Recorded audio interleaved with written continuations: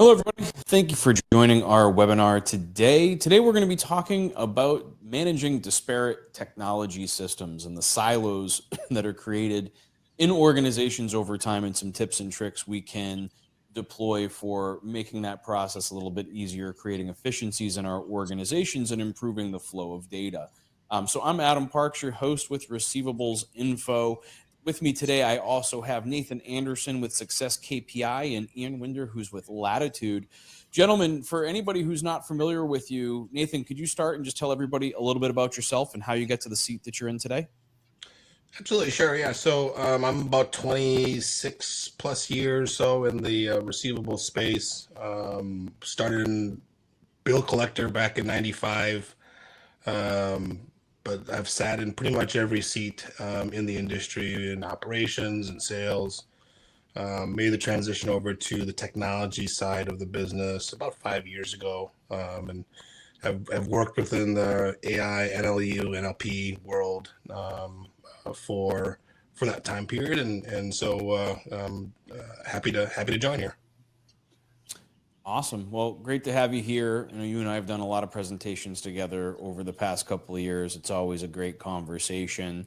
Ian, for anybody who's not familiar with you, could you tell everybody a little bit about yourself and how you got to the seat that you're in today? Sure. So, like Nathan, been in the space for quite a period of time, 36 years.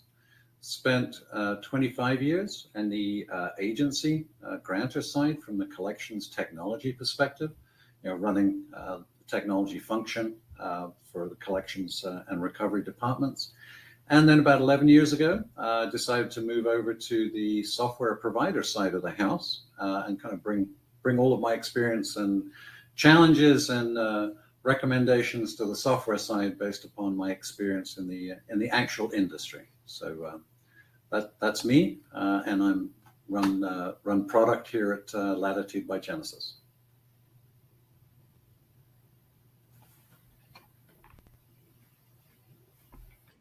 Damn, you went mute. Adam. I'm sorry. That brings us right into our question, kind of our line of discussion today. You guys have some experience from the perspective of actually being operators in the space, and as operators in the space, and now working on that software side, you firsthand experience some of these disparate systems that we're positioned with and have to deal with over time. And now you have a chance to help more organizations solve that problem. But in helping more organizations solve that problem, you're also able to leverage your experiences and to grow your experiences as you're now doing this for multiple organizations instead of just your own. So I think that kind of leads us directly into the conversation that we want to have today. So we've kind of already talked a little bit about the intros here, and who our presenters are today. But let's talk a little bit about the world of silos that so many agencies and debt buyers might be living in today. And we have all of these different platforms or technology pieces that are living completely independently. Is your system of record talking to your accounting platform? Is it talking to your document management from a account documentation, statements, applications, and all of that, and what that looks like? So, Nathan, let me kind of kick it off with you, but like from your experience on the operator side, right, prior to your current role, is this something that you experienced?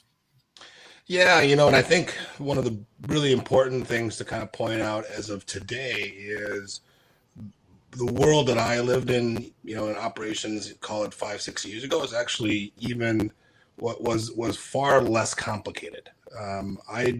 We were just barely dipping our toe in the digital world. In terms of really having an interactive portal, it really wasn't that advanced, and so like we didn't have probably nearly the problems that companies do today, simply because of the emergence of digital, because of the emergence of self-service and other things. So yeah, I mean, to an extent, but it's accelerating. The more complex the consumer is getting, these businesses are having to react to it.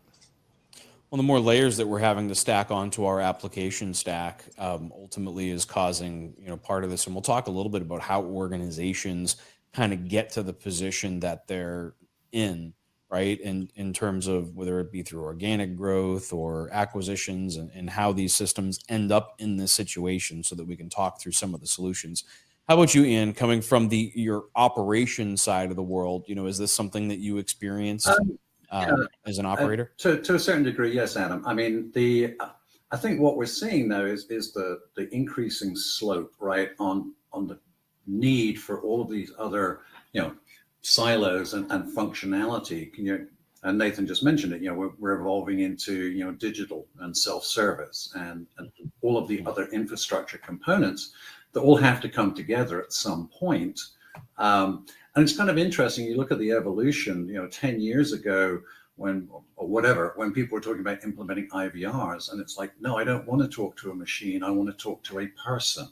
Now it's flipped 180. No one wants to talk to the person. I want to self-serve. I want to do it through digital channels and so on. So, as society changes, how we have to support that in the collections and recovery space from a technology standpoint is becoming more challenging. Hence, the silos that we end up with. So one of the other things that I've kind of seen from my vantage point in the industry is that some of this has happened based on kind of the CFPB or things like the RMAI certification. So for example, RMAI certification put in a data and docs requirement, and now that's something that has to exist or coexist in your world. So some organizations may not have assessed the same value proposition to data points. So the applications, the statements, and all these things that we now have to track and manage on an account level basis. How does that end up as a silo, right? Are we using network drives and naming conventions to manage that, or are they actually being truly integrated into account management platforms and things of that nature?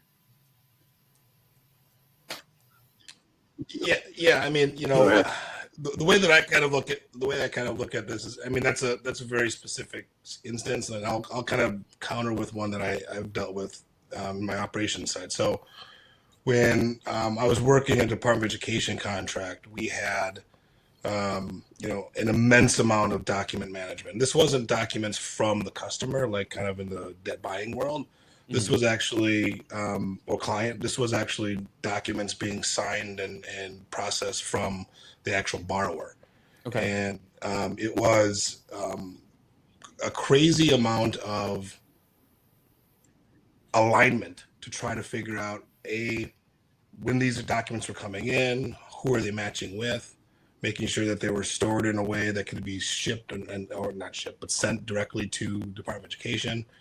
And so in that specific situation, it absolutely was a very siloed situation because we couldn't get it integrated through other things because it just got too complicated. We were too afraid of it getting basically polluted with other data because we didn't have the controls in place to be able to actually truly, like, we didn't have a real document management process in terms of what a big bank would have. And so, in terms of that experience for me, that was like a really interesting forced silo. And we really didn't have an opportunity to do anything else differently. It's interesting, but I think that brings some of these pieces together. Well, I think you're right. I think it does. And it's that criticality of having that full, holistic view and access to all of that information. I mean, you mentioned CFPB and regulations and how we're now having to adapt to that changing landscape, not just at the federal level, but state level. And so all of the information and data that we're collecting, gathering, is living in different environments. But all of that has to come together from an operational perspective, be it, as you mentioned, Nathan, document handling. But, you look at, phones and dialers, telephony and contact management. Not just what we look at, from improving the overall collections model as far as, best time to call, best number to call, and so on, but tracking those attempts, when conversations were held, can I call again? So all of that has to come together to manage the business, right, and keep the business in a healthy state. Agreed. And I think that is going to feed directly into kind of our discussion today and some of the, let's talk a little bit about some of the challenges that are faced in having these separate systems. And so as a wearing my consulting hat, right, either going back to my ComplyArm days or just in the times in which I've been in organizations consulting, we see these challenges that are ultimately created from having all of these separate systems, right? So like, we do see that there's some true integration between things, but we also have these, batch processes versus, true integration for real-time information. And I think these are things that everybody has experienced on some level, but I kind of wanted to talk about these different pieces. I think each one of these challenges is ultimately something that people are facing in organizations within the recovery space. So, I'd like to get your kind of twist on how some of these may have affected you in your operations roles. And then we'll kind of talk a little bit about some of the solutions that we've been able to create as professionals that have moved on to the other side and being able to help other organizations fix some of these problems. But how about the manual administrative actions required? And I'll provide an example here that has literally driven me crazy, and that's the integration of payment processors back to systems of record. Now, I know with systems like Latitude, or Latitude by Genesys, there's some pre-built integrations and things like that. But on so many instances, especially with some of these smaller systems of record, I've had organizations come to me, I've had processors come to me, and I've had systems come to me and say, can you just build like a tool that makes these two things talk to each other? I remember going to visit a very good friend in this industry and went into their office, and I was meeting with department heads for each section of their organization or each department. And I asked them, what's your biggest problem? And somebody in accounting was like, well, I've got 2 full-time people that are manually entering all the payments from our gateway into our system of record. And I said, what? Well, hold on a minute, like we could fix that, right? And so by building a small conduit, we were able to solve that particular problem of grabbing that information from that gateway, dropping it into the system of record. We had to do it based on a batch process because that was all that was available to us between the two systems that we were trying to connect. But oh my God, like that literally replaced 2 FTE within their organization. And didn't replace, they were able to reallocate those resources to other areas of their business that could see more value from it. But like, have you guys come across these kinds of problems in your time on the operation side? Yeah, I mean, I can start, and I'll actually revisit that document handling piece from the Department of Education. So one of the things was, and it was ridiculous, right? But back then, I don't think they've changed it yet. You couldn't e-sign anything. Mm-hmm. So basically, documents that had to be signed had to be sent in. Yeah, right, physically signed. And so the way that they would do this, though they allowed us, is actually the customer could take a picture and send the picture of the document in. Which, again, I'll save my opinions on that. But as crazy as that is, that was more compliant than a true e-signature document. But anyways, like we had to actually take those and manually match them through another system, on the Department of Education side, to make sure that those got uploaded correctly individually to each one of those things. So a perfect example of like, A, we had a silo to manage those documents, but B, then we actually had to take everything out of that to push it into another system. And it was every single one of them was manually one by one. And some of the reasons behind disparate systems is forced, right? Like there's no way around us being able to build some kind of bridge or middleware to the FSA system. It just wasn't going to happen. They weren't going to allow that access. But with that being said, there was a whole lot of inefficiencies being done internally because of that silo that we had to create with those documents. That today there's a whole bunch of RPA stuff that would have been able to help.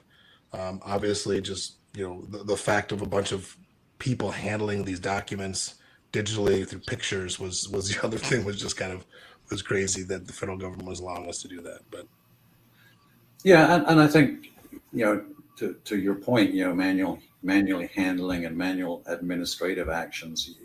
You look at it from a collections business, right? And you're working multiple clients, potentially hundreds of clients, and everything is driven around the data exchange, getting the data into the system for collections, getting the outputs out, getting payments processed. And too often that has been handled manually. And, someone comes in the morning and gets out the book, and it has all of the instructions of things that have to be done. We have a great case study of a team of people who are doing that every day.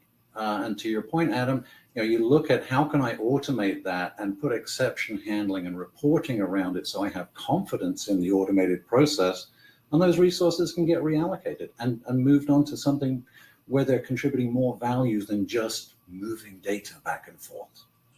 It's a very important job, but there's other things that folks can be doing as well. No, it is. But if you've got people with, bookkeeping and accounting experience, for example, and you've got them doing data entry, are you really getting the best bang for your buck from your most expensive resource, right? Our biggest expense line for every agency that I've, looked at the finances for is the people, right? Like, people are expensive. And so if we're not optimizing the use of our people, like, what are we really doing here? And it also brings, Nathan, going back to your point and talking about kind of that manual interaction, how about the increased compliance risk that comes along with having to manually match these things, right? Because you can't do an e-signature that could easily be associated to a phone number or an email address, right? Some sort of unique identifier that could flow directly into the system, and you could eliminate a lot of that compliance risk. But every manual action that we have to take increases our compliance risk levels. Right, we're creating a new problem for ourselves. Yeah, I think that kind of middle bubble on this thing, the lack of transparency, is ties in perfectly to kind of what everyone's talking about here, right? Is when you're depending on a human being for data pieces, like you're flawed at the core right away. And I know this simply because, back in the day when I had to create, we called fallout reports for rehabilitations back in the day on the Department of Education. Like, I had to literally every single day mine a set of data and add it to a running report, because there was no way for me to be able to actually historically go back in time and pull that data. I had to do it literally every single day to do this. And that's one of those things where the transparency was needed, but there was no way for me to be able to do that any kind of automated way. And so, because these systems just didn't speak well with each other. And so, as we kind of continue to kind of look at the problems that we're trying to solve on the software side of the business for us, we're running across more and more of the situations where people have duct tape and baling wired systems together to try to figure out how to get from point A to point B. And there's just so many gaps and challenges in the middle between them. I'm sure you've seen these in consulting situations, right? Like, here's the problem. Here's how I'm solving it today. And then you're like, well, what about right here? And what about right here? And, looks like a lot of human error possibilities here. And right. And they're like, oh, well, that's how we do it today. And that's such a crazy thing that you walk into, I think, in almost every shop. Again, it's not really the fault of someone. It's the fact of, like, they're working with the hand they're given. And that also has a ton of vulnerabilities around it, right? When to your point, duct tape and baling wire. If one of those changes, the whole house of cards can fall down, right? So, you have to have something that's structured, stable, reliable, and supportable going forward. And to the big blue bullet here, anything that you're doing manually, that's not scalable, right? Every time something changes, more volume comes in, you can't scale, you can't match it, versus leveraging technology to aid you in efficiencies and being able to scale the process. So, and that kind of brings me back to something else here. One of the things that I've seen through the years is the number one limitation on an organization that I've seen that has driven these disparate systems is a lack of IT resource. right? Well, it takes IT resource to do this. It takes IT resource to do that. And we can only have them doing so many things because they're busy building manual reports over here.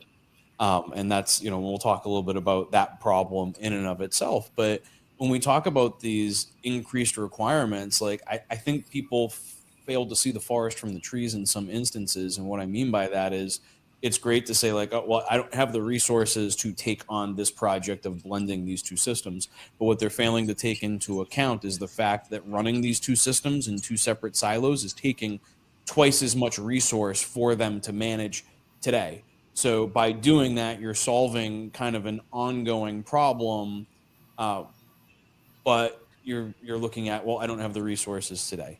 And I think that's a real challenge for organizations, because you can look at an organization that's 200 people and has like 2 or 3 IT professionals total. You don't have a lot of people that are writing SQL, and those that can write SQL are busy building customized reports and other things that are coming across in terms of client requirements. So, and Nathan, I know this is something that you have definitely spent some time on here, right? In terms of like helping people to reduce the amount of IT technology. And then Ian, from your perspective, I know you guys offer some of these additional IT resources so that people don't have to rely on everything internally and can leverage the expertise of the support team.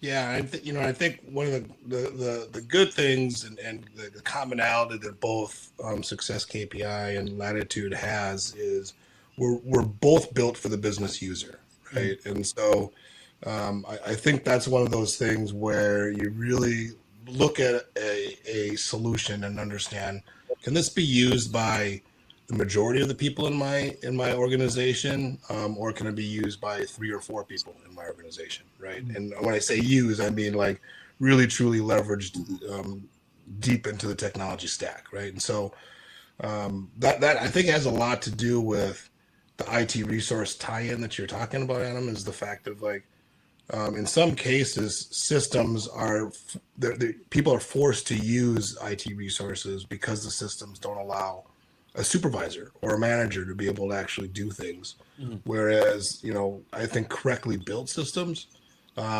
give the power to the business user, and that itself relieves a lot of the IT resources. But you're right. So many companies we run into is like we're so thin on IT resources. It's like I would rather continue to chop away at this log with a dull axe instead of taking 5 minutes and sharpening the axe. And getting the job done in a much shorter period of time. I think you're right. And there's a couple of things that play into that, right? You talk about, leveraging technology resources to solve a problem for the long term versus, manually working through that process. And a lot of people have the challenge of, how do I absorb that relatively short-term bubble in resource demand for the greater good going forward, right? Because then I can take that resource and apply it to somewhere else. But, also to Nathan's point, you look at systems today and it's really about enabling the business user and trying to eliminate dependencies on as much as possible. Some things you can't eliminate, but eliminating as many dependencies as possible to people outside of that business unit. There are certain organizations where, back-end collections and recovery is kind of low on the totem pole for prioritization of work. So it's a challenge. And, from a business perspective, trying to run and manage that business, you need access to information. You need to look at it in certain ways. It's evolving. You want to stay on top of it. And if you have to dip out into other resources to get that information, that's inefficient. It puts a burden on them. Timeliness becomes a problem. And as we've talked before, sustainability isn't there, right? And scalability, it just doesn't work. So, we talked a little bit earlier about the silos and, self-service becoming, more, consumer, customer centric. But you think of it also from a platform perspective for collections, self-service within that from the business is a critical capability. Agreed. And, I think as we talk about, where we were and the challenges that we face, I think it's important to take a look back and say, how did we get here, right? how did we get to a point in which we now have these disparate systems? Because the one thing I don't want, viewers to walk away with is feeling like they're alone, or that they made some massive mistake in their organization that's, brought them to this point. Because I think a lot of times this happens from organic growth. And as you're continuing, like Nathan, to your original point on kind of slide one, was as we're continuing to stack new things on top of our application stack, whether it be digital communications, whether it be document management, or whatever the case may be, we're going through these organic growth periods. And like, are we connecting these systems? Sometimes we're trying to solve today's problem and we're not thinking about the long-term solution.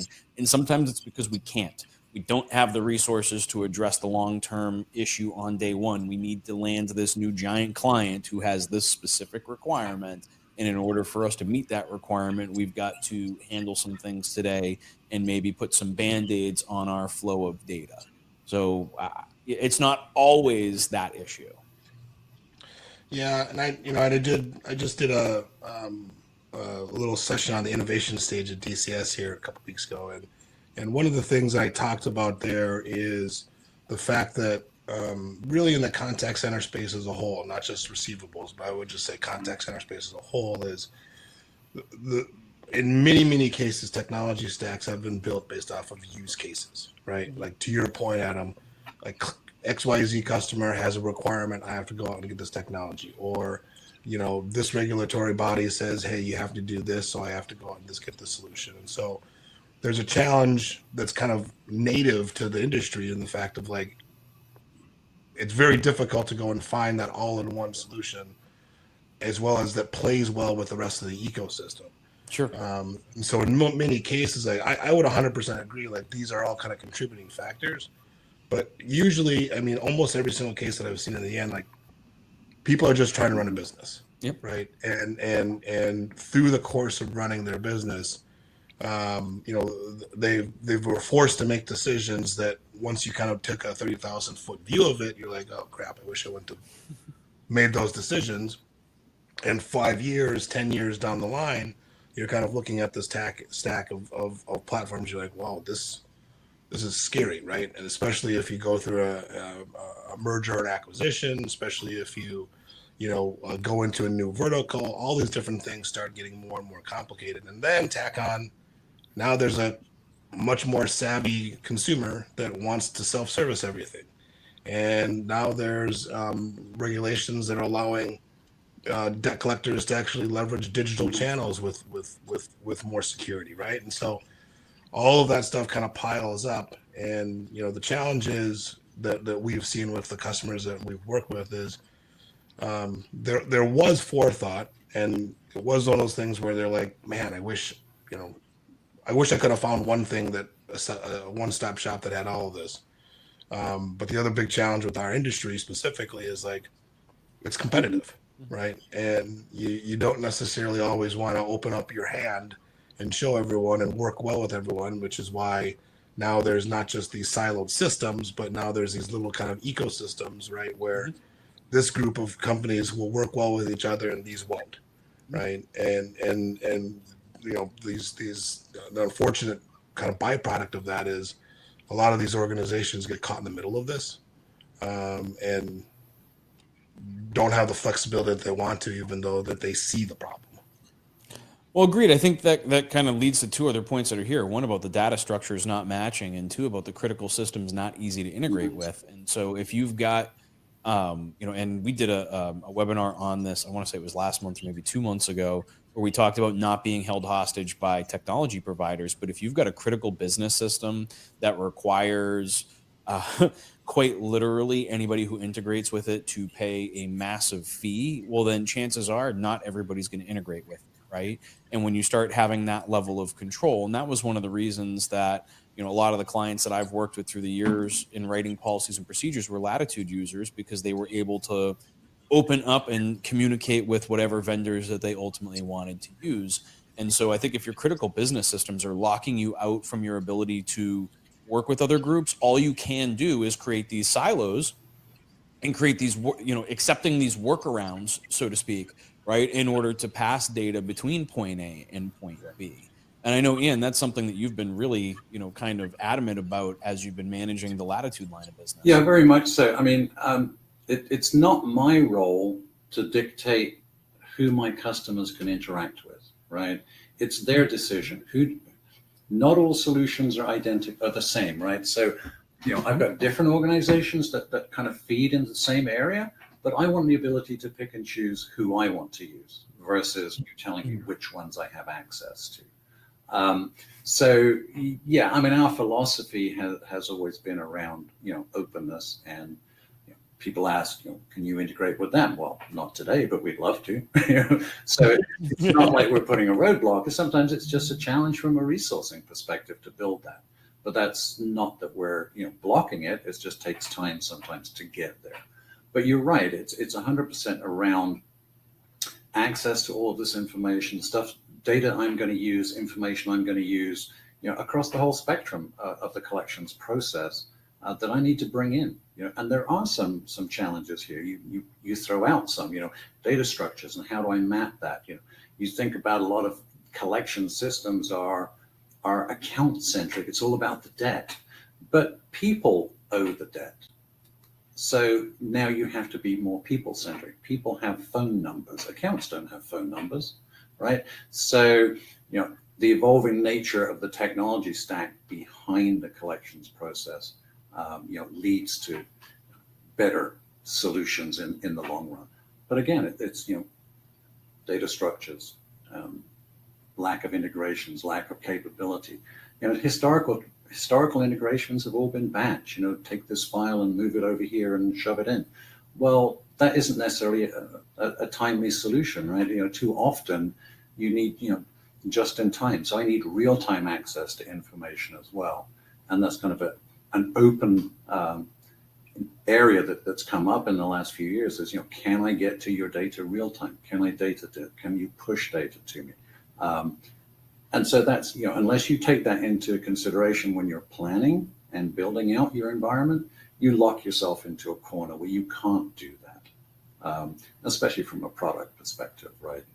From my side of the house, trying to get away from that, well, everything has to be run overnight or it's a batch file process. But I have to bring all of that back, and it has to align to where it's being consumed. Is it at the account level? Is it at the person level? Is it at a compliance level?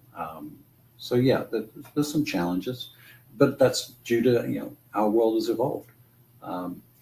And, some people may not like to hear this, but quite often, there's the shiny new object syndrome, right? Where someone has something and they go, ooh, that sounds great. I want to use it, but I'm not quite sure how I want to use it and where am I going to use it in the future? So, that kind of leads into this whole challenge around disparate data. No. We mean like buying the technology before it's mature, right? So like we see the new shiny thing show up at a conference, and even using wrong language. Like I can't tell you how many times people have told me like the artificial intelligence, machine learning. For those of us that were at the DCS keynote, we went, oh yeah, well I hear that all the time, right? Where machine learning is a subset of artificial intelligence, and we hear organizations that are moving faster than they're prepared. They're at a conference selling something that's maybe not totally ready to deploy yet. And this always brings me back to the balance of like HD, DVD, Blu-ray, right? And you're like, I'm going to invest in technology. Which one am I going to invest in? Where's the end value going to be? And sometimes you don't really know, right? So sometimes being a first mover puts you in a position to where you chose an organization that's not well funded enough to carry it totally across the finish line, or we're jumping so quickly on the next big thing, whether it be based on fear or based on opportunity, but we're jumping so quickly. Are we really taking the time to think our way through what this process is going to look like long term? Yeah, and the other, 100% agree. And I think the other really important thing that Ian brought up is like data is changing, right? And so there's aspects where it was all based around transactional data, right? Or I'll call it quantitative data, where it's something happened and this is the output. Where I think nowadays, now that things like customer experience, right, is an actual real thing in collections, is now you're having to figure out, okay, qualitatively, what happened in that conversation, right? Like, was it a positive or negative experience for that customer, and why? Mm-hmm. And rewind myself, 25 years ago when I first sat into a collection seat and made calls collecting on bad checks. That was nowhere near anything that anyone cared about, right? Like, was that person upset or happy or sad? Who cares? Collect the bill, right? That was it. No, understand. If they're crying when you get off the phone, did you collect the bill? Great, collect the bill, right? Literally, that was like the mindset. Plus, there was no data or ability to track that, anyways. With the way technology is now today, and going back to being actually mature, things like that can actually be gleaned from conversations, stored, converted to data, and now leveraged in a way to like create preference on channel, right? Like this person really likes to use text messages because you can see by the sentiment in their conversations in digital versus their voice, like this is where their preference is, right? And so, it's something that our industry has just started to catch up now. But if you look at the retail world, right, they've been leveraging that since Amazon existed, right? Looking at customer preference, understanding the customer experience has been something that retail has done for probably over a decade. And I love it, the fact that we're catching up, but there's a lot of catch up to be done still right now for us. Sure. Right. And I think, I agree 100%. And it's bringing that, information which traditionally we haven't used or had access to back in. But once you've got it in, you now have to look at how do I leverage that on a go forward basis, right? Just don't fill up a disk with data that you're never going to use, never going to leverage. There's no value to that, right? Yeah, I've got the biggest database in the world, but I don't use it. It's from a technology standpoint and a business operations standpoint, how do I take that? How do I use that to drive processes? How do I use that to mine and define how I want to build that, or modify and drive that business strategy, right, going forward? Yeah. Well, data versus actionable intelligence. Yeah. Like I had a little anecdote. I had a really interesting conversation when I first got to Interactions, my old place. I got to sit down and start talking with a data scientist, someone who that's their world. Yeah. And he's like, well, let me understand kind of what's the data that flows through, a collection agency. And I started listing all the stuff that's going through. Then he's like, that's probably the richest source of data that I've ever heard of. Like, how much do you think of that data? How much of that data is actually being used? And I go, maybe 5 or 10%. And he's like, well, that's probably pretty accurate because most businesses are doing, below 50%. But to your point, Ian, like this industry itself has more data than almost any other industry out there. On so many different levels. And if we can continue to kind of fight this battle of, breaking down these silos and letting these systems work together, like, our ability to actually be really, really positive influences on consumers, I think is huge.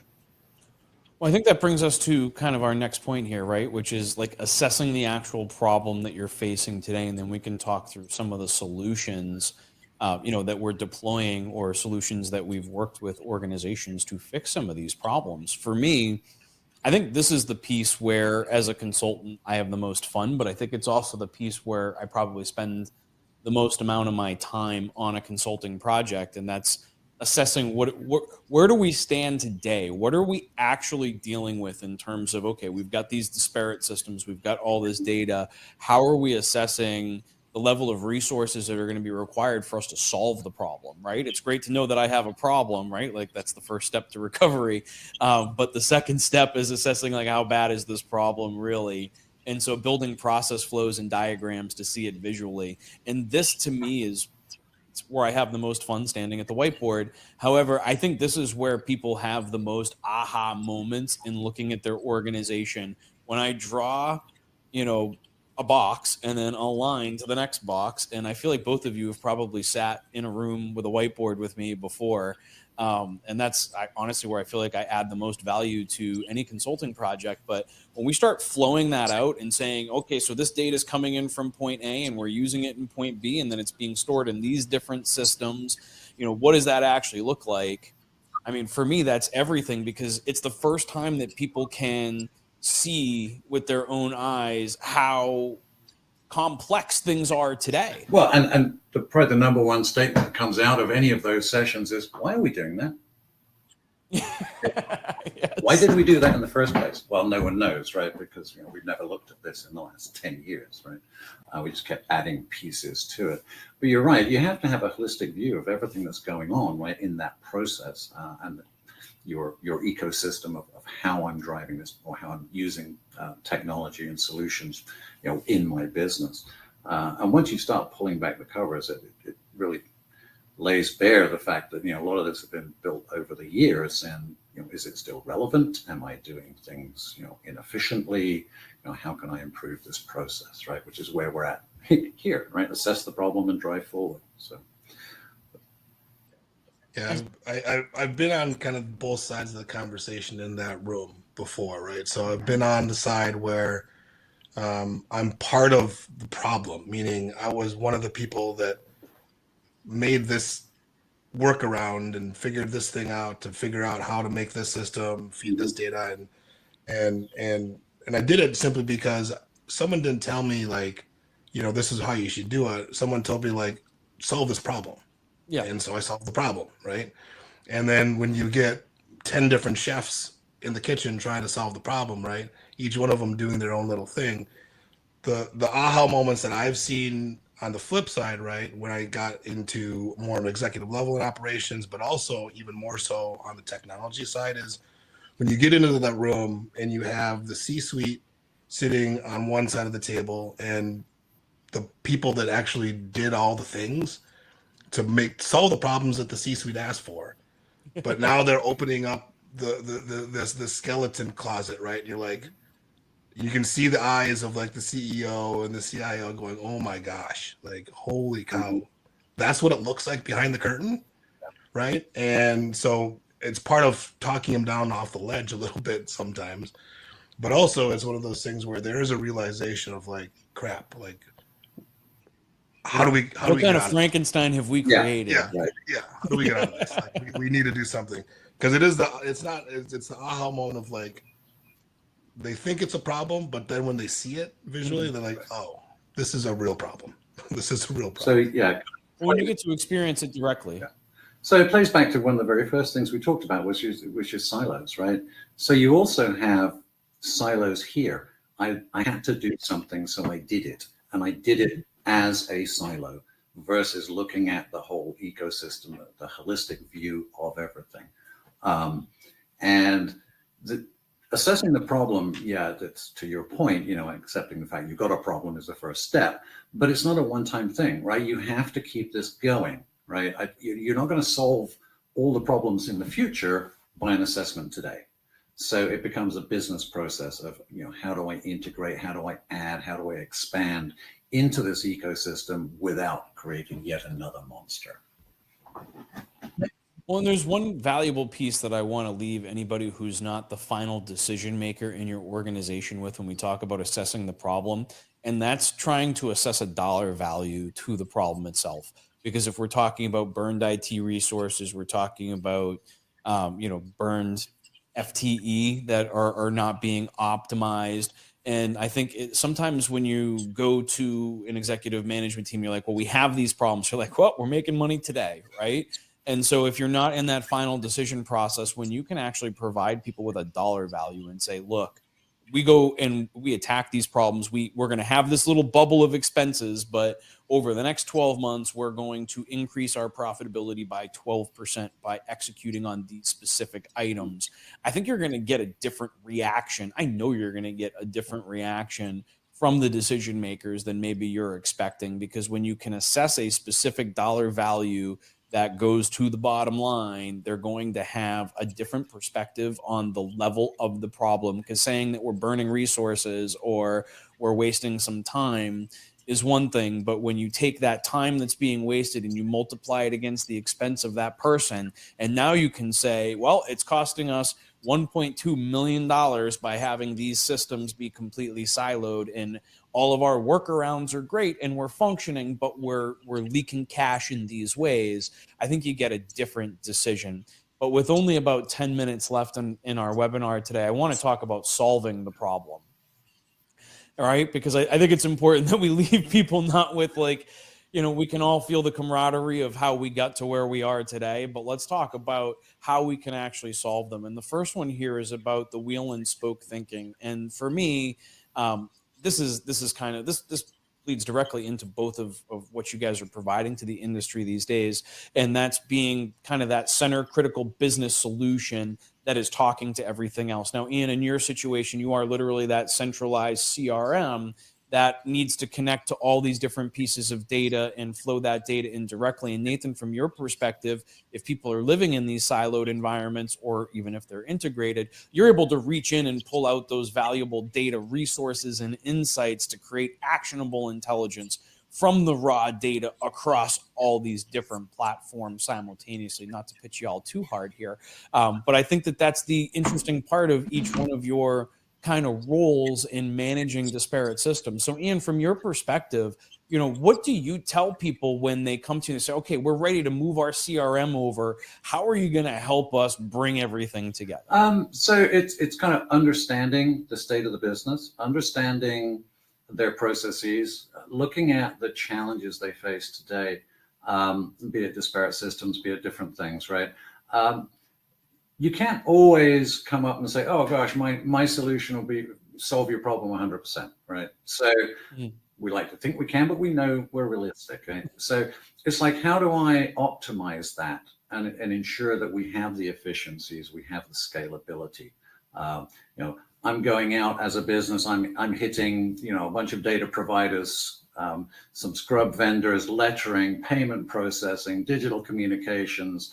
How do I kind of get that all tied back together into around that central, from my perspective, central CRM. Now, in our instance, for the bulk of our business, yes, we are the system of record. For several of our clients, we're not, right? We're just a back-end recovery solution where we're not the system of record.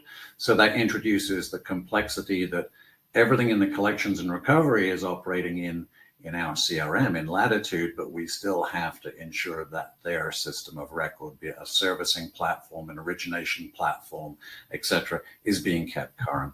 And it's really managing that data flow and simplifying it, making it, stabilizing it, and automating it where possible, right? So again, it's, the solution gives you that capability to integrate and become that, do the wheel and spoke, but we still have to go across the axle sometimes to somewhere else, right? To get the data where it needs to be at the right time, or get data at the right time. So. Well, building the rails for moving that data, I think, is step one, right? Like making sure that you have a platform or your platforms have the rails to move data in and out of your systems. Is a major factor there. And then obviously data mapping and all the other things that go into being able to move and synchronize data. But I find that to be kind of an interesting challenge. Yeah, the mapping is the mechanics, right? The smarts is how do I do it efficiently and at scale? Yes, I can move 10 records in an hour. Well, what if you got 1 million records? How do I scale that? That's what the solution provides.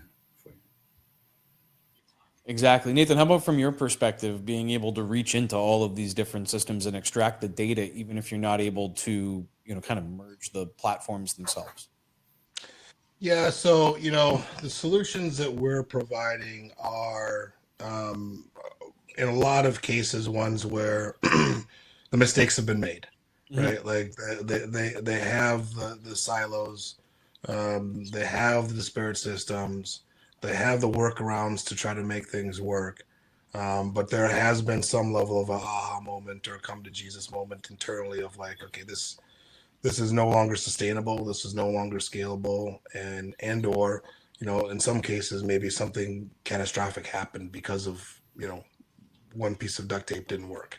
Mm-hmm. And so what we're coming in and doing is really kind of re-looking at the way that they're kind of managing their contact center and saying, okay, right now there's systems that probably speak well with each other and there's systems that don't.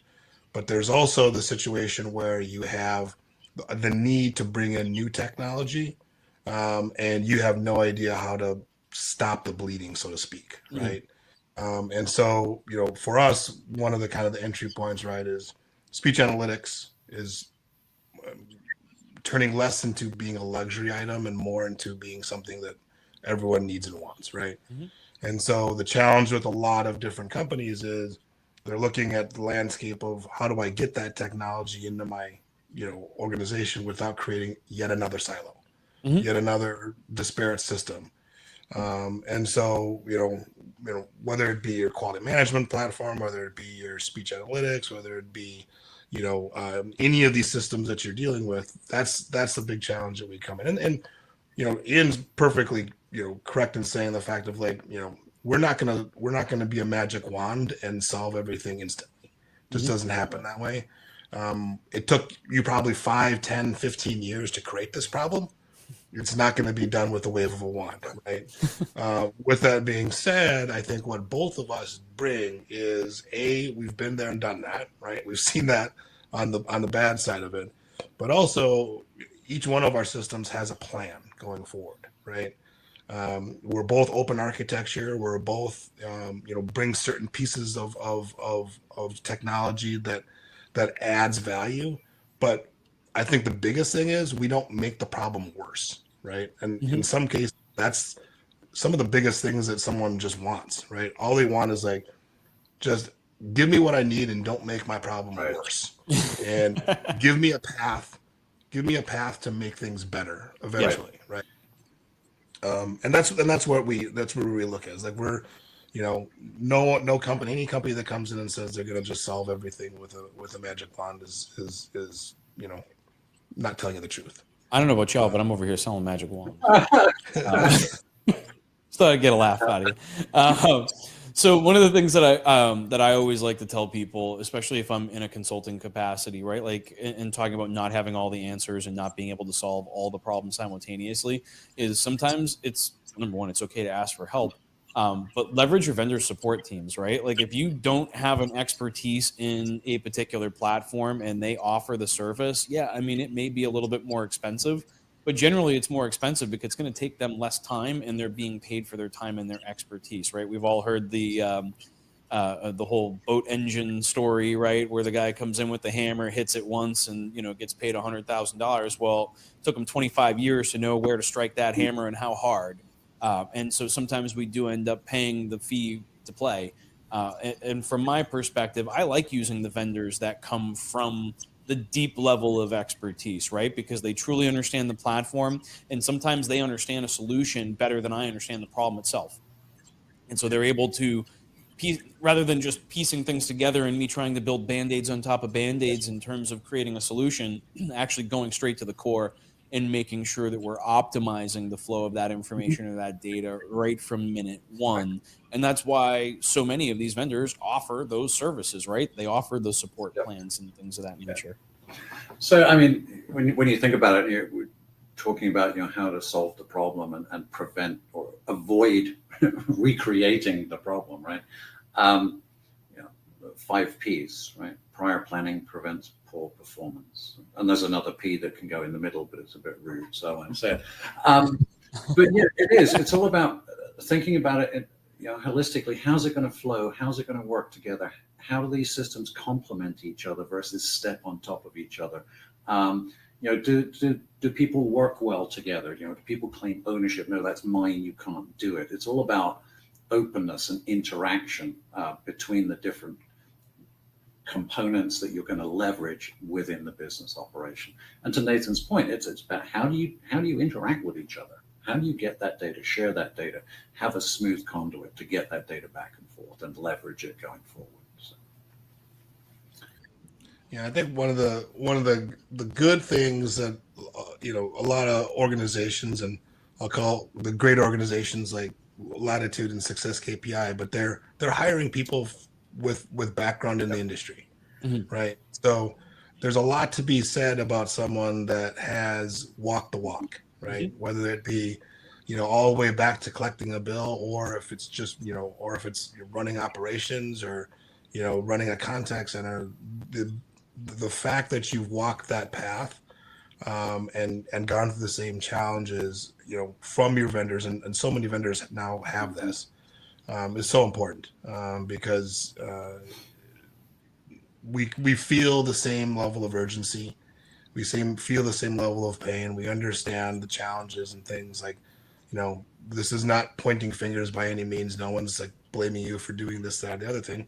Like I said before, it's part of running a business, and don't always see, to use your thing, right, the tree in the forest, through the forest, right? That sometimes it just gets lost in the fact, right? So, the other thing that I'll say on this slide that I think is huge, and I think more and more I'm seeing in companies, is having innovation champions. And so more and more I see chief innovation officers, or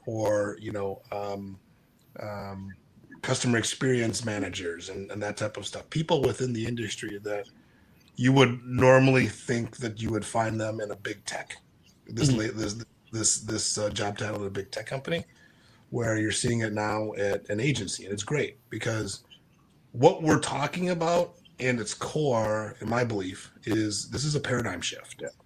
This is a cultural change in the way that you do business. Because again, before it was, I have a problem, I get technology, I stack it on top, and I fix the problem, my problem's solved.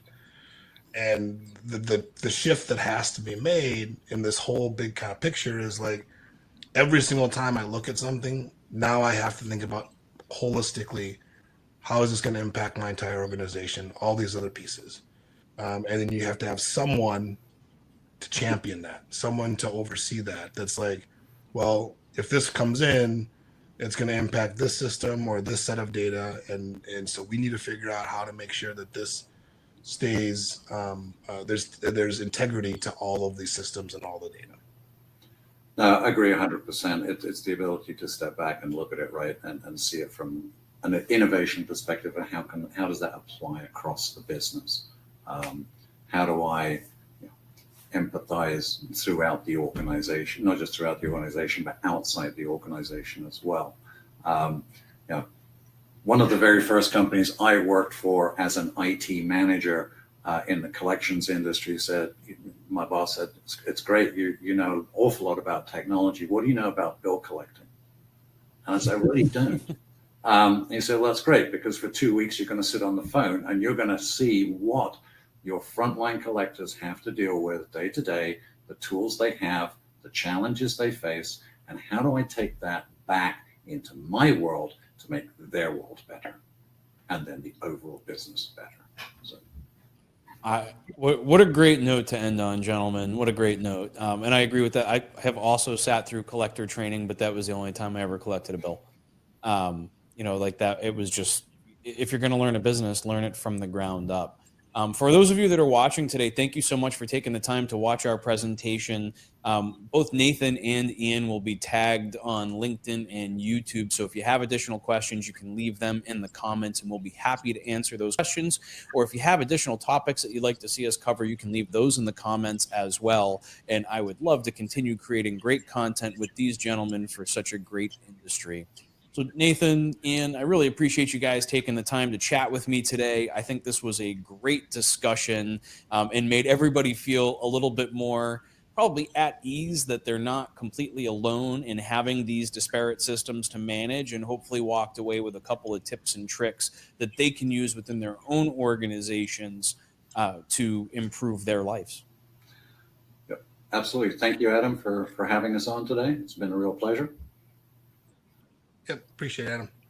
Thank you, gentlemen. We will see you again soon. Very good.